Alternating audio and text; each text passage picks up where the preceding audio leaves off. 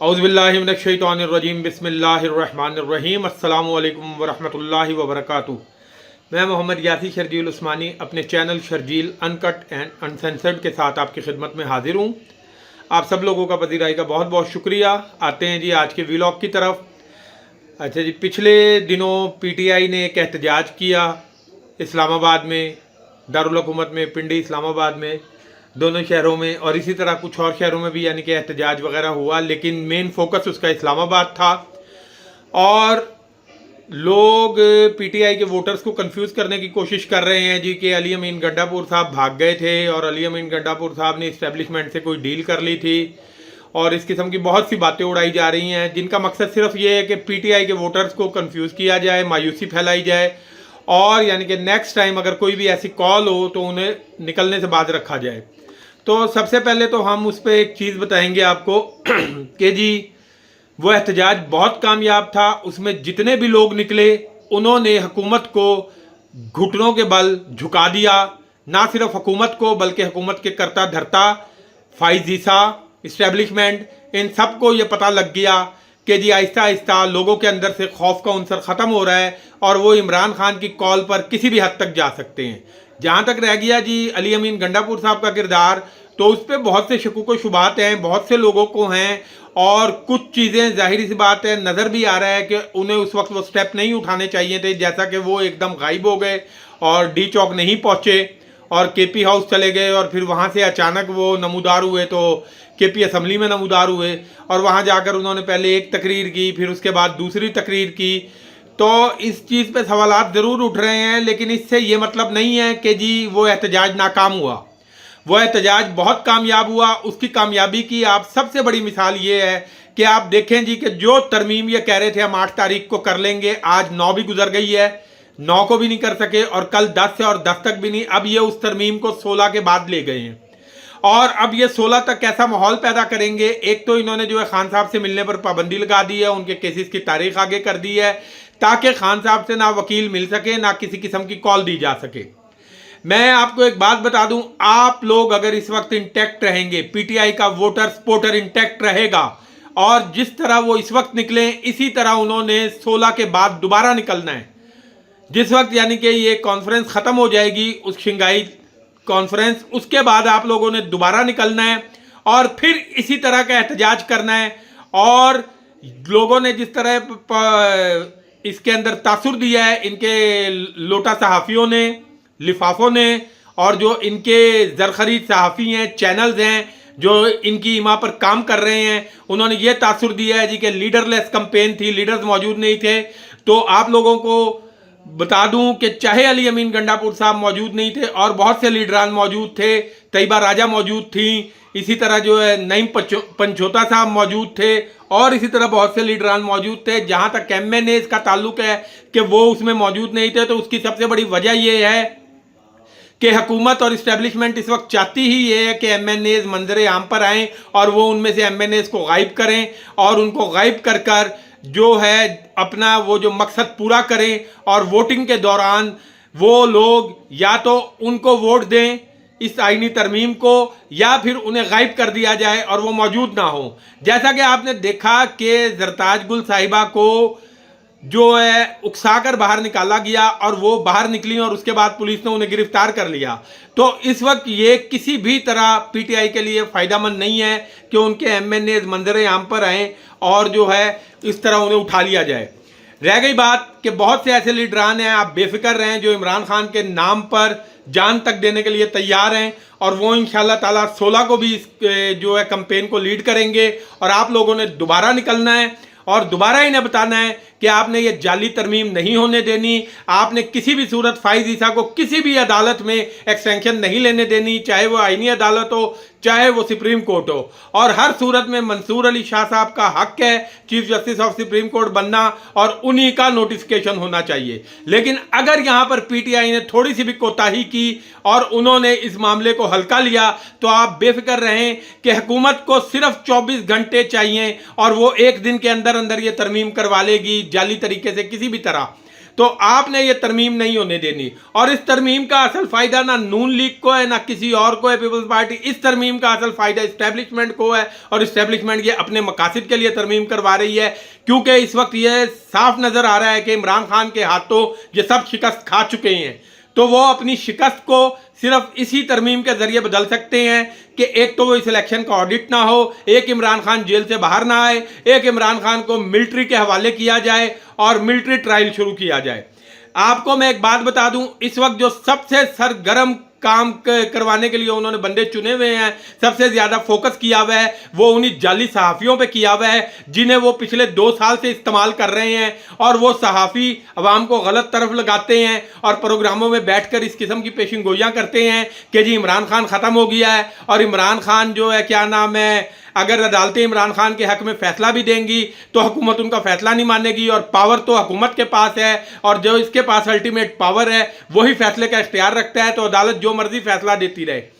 इसके अलावा और इस वक्त वो जो पेशिंग गोइयाँ कर रहे हैं जी के तरमीम के लिए बंदे पूरे हो चुके हैं, बहुत से ऐसे सहाफ़ियों के देखें जी, अगर बंदे पूरे हो जाते हैं तो फिर ये तरमीम 8 तारीख को ही करवा लेते। ना इनके पास लोग पूरे हैं, ना पीटीआई के लोग टूट रहे हैं, ना मौलाना फजलुर रहमान साहब अभी तक माने हैं,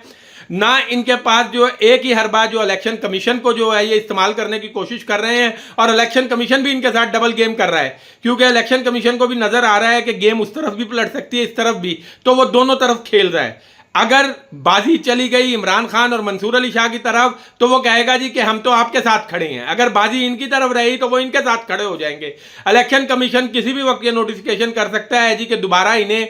वो सीटें दे दी जाए, मखसूस सीटें जिन जमातों को दी गई थी। लेकिन दूसरी तरफ इलेक्शन कमीशन ने एक और गेम की है कि अगर उसने देखा कि अदालत का दबाव है और हमारे लिए कोई मुश्किलात खड़ी होंगी तो वो कह देंगे जी कि हमने तो अदालत से फैसले में मजीद यानी कि जो है ना वजाहत मांगी हुई है, तो जब तक वो वजाहत नहीं देते हम इसका फैसला नहीं दे सकते। तो इलेक्शन कमीशन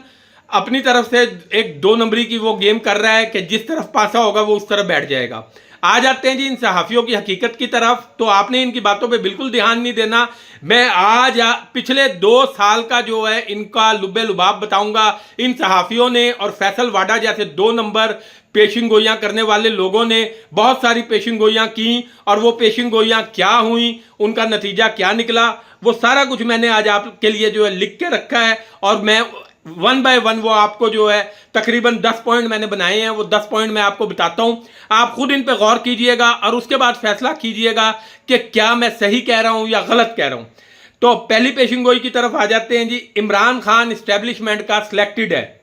और जैसे इस्टेब्लिशमेंट इस पर से हाथ उठाएगी ये गिर जाएगा। तो फिर आपने देखा इस्टेब्लिशमेंट ने जिस वक्त इमरान खान पे से हाथ उठाया तो फिर इस्टेब्लिशमेंट गिरी कि इमरान खान गिरा।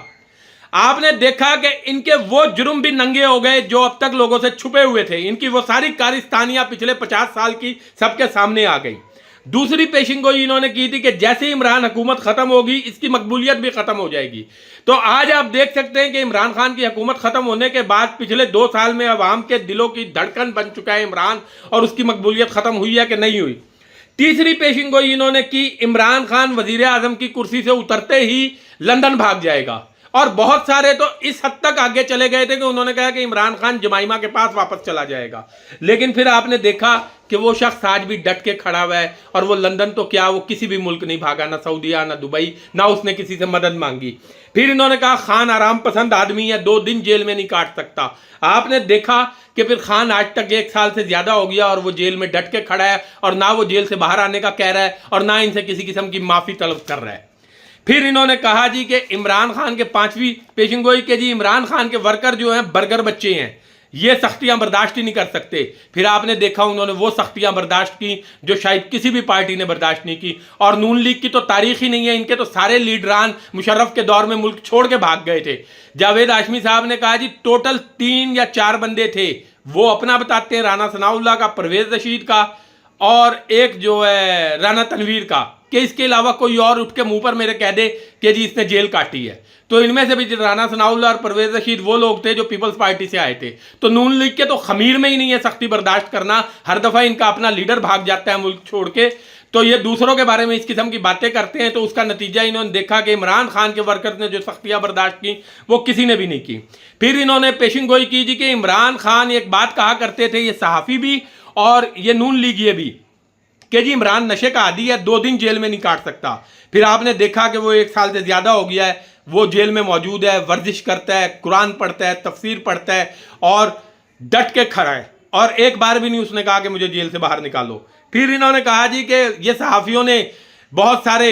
ये आमिर इलियास राना, हसन अयूब और ढेरों ऐसे सहाफ़ी, ये मुनीफ फारूक वगैरह, ये कहा करते थे नजम सेठी के इमरान टिकट लेकर खड़ा होगा और कोई उसका टिकट लेने वाला नहीं होगा। और फिर आपने देखा कि एक एक सीट पे 15-15 बंदे इमरान खान का टिकट लेने के लिए खड़े थे कि जी हमें टिकट दे दो, हमें टिकट दे दो। फिर इन्होंने कहा जी कि बल्ले का निशान जब चला जाएगा तो वोटर कंफ्यूज हो जाएगा और उन्हें वोट डालने में बड़ी परेशानी होगी, और इस तरह जो है दूसरे मुख्तलिफ निशानों को वोट नहीं पड़ेंगे। फिर आपने देखा लोगों ने मुश्किल से मुश्किल निशानात ढूंढकर उन पर ठप्पे लगाए और फिर किस तरह इन्होंने फॉर्म 47 के जरिए रिजल्ट बदले। फिर आप आए जी कि इनकी एक और पेशिंग गोई थी कि जी 9 मई के बाद खान बिल्कुल ख़त्म हो जाएगा, लोग रोज़ प्रेस कॉन्फ्रेंस करेंगे और उसे छोड़ेंगे। और जो है इन्होंने, फिर आपने देखा कि 9 मई पर सियासत करने वाले ख़त्म हो गए, मोहम्मद अली जिन्ना कायदे आज़म के नाम पर सियासत करने वाले ख़त्म हो गए, जिन्ना हाउस पर सियासत करने वाले ख़त्म हो गए, शोधा पर सियासत करने वाले ख़त्म हो गए और प्रेस कॉन्फ्रेंस करने वाले ख़त्म हो गए। लेकिन इमरान आज भी डट कर खड़ा है और चमक रहा है। फिर तहरीक इंसाफ के बारे में इन्होंने कहा जी कि उनका वोटर मायूस हो चुका है, उन्हें पता है कि जो मर्जी कर लें हम, इस्टेब्लिशमेंट इमरान खान को जीतने नहीं देगी और इमरान खान 10 से 15 से ज़्यादा सीटें नहीं ले सकेगा और वो वोट नहीं डालेंगे इमरान खान को। और फिर आपने देखा कि इमरान खान का वोटर बाहर निकला, उसने इमरान खान को वोट डाला और फिर आपने देखा कि तारीख में इतनी बड़ी कामयाबी किसी को नहीं मिली। अगर आप जेन्युइन रिजल्ट पर आए, जो कि हामिद मीर साहब जैसे सहाफ़ी और दूसरे सहाफ़ी ये मानते हैं, मंसूर अली खान, हामिद मीर के तकरीबन 200 के पास सीटें पीटीआई ने जीती। इस सब बदमाशी के बावजूद फिर इन्हें फॉर्म 47 का सहारा लेना पड़ा, इस्टेब्लिशमेंट की मदद लेनी पड़ी, फाइजीसा की मदद लेनी पड़ी, जाली अदालतों के जाली जजों की मदद लेनी पड़ी और इसी तरह जो है क्या नाम है 2 नंबर इलेक्शन कमीशन की मदद लेनी पड़ी। लेकिन उसके बावजूद आपने देखा कि इमरान खान, इनके सब प्लान्स के बावजूद भी तकरीबन 90 सीटें फिर भी उसके हाथ में रह गई और इंशाल्लाह ताला बाकी सीटें भी अगर आप लोग उसके साथ खड़े रहे और आपने यानी कि यहाँ पे थोड़ा सा भी जिसे कह लें कि आपकी तरफ से कमी कोताही ना हुई, वोटर की तरफ से, सपोर्टर की तरफ से, और आप इमरान की कॉल पे निकले रहे और ये आईनी तरमीम ना होने दी, तो इमरान फिर वापस आएगा और फिर हुकूमत में आएगा। ये सारी चीज़ें क्यों हुई? इसलिए क्योंकि खान साहब एक बात कहते हैं और ये बात बिल्कुल सच कि एक प्लान अल्लाह बनाता है, एक प्लान बंदा बनाता है और बिल आखिर प्लान वही कामयाब होता है जो अल्लाह का बनाया हुआ होता है। तो ये आज का व्लॉग करने का मकसद मेरा यही था, ये सारी चीज़ें आपके सामने रखने का मकसद कि आपने इन जाली सहाफ़ियों की बातों पर बिल्कुल कान नहीं धरने और आपने इस तरमीम को नहीं होने देना और एहतजाज की कॉल कोई आपको दे या ना दे, आपने ये बात जहन में रखनी है कि इमरान ने कॉल ऑफ नहीं की है और ये कॉल मौजूद है। और जब ये दोबारा जिस दिन आईनी तरमीम के लिए जाने लगेंगे उससे पहले आपने फिर इस्लामाबाद में निकल आना है। मिलते हैं इंशाल्लाह जल्द अगले व्लॉग में।